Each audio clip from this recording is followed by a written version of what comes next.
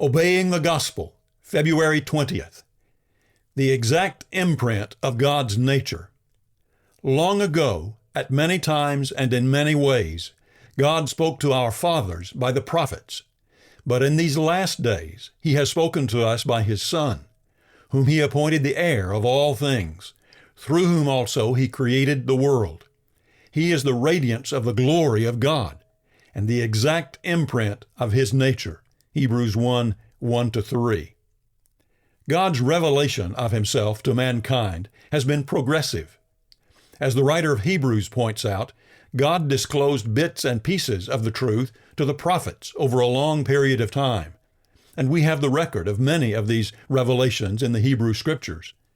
But it was in His Son, Jesus Christ, that God made the perfect and complete disclosure of Himself. Christ is the radiance of the glory of God and the exact imprint of His nature. It is truly an amazing phenomenon that we have in Jesus Christ. In Him, the invisible God has been made visible. That which could never have been known about God, it is now possible for us to know. Of course, Jesus did not by His bodily characteristics show us what God looks like. Rather, it was the character of God and God's will for us that Christ revealed. In other words, He interpreted God to mankind. As the New American Standard renders John 1:18, "No one has seen God at any time.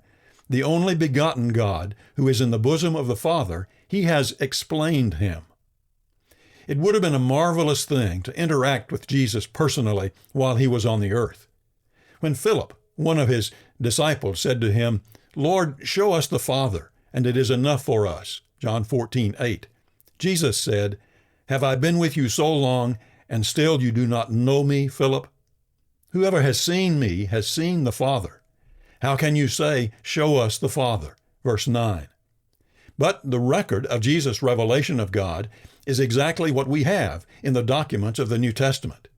And that is what we need to be seeking when we study Jesus' revelation of God.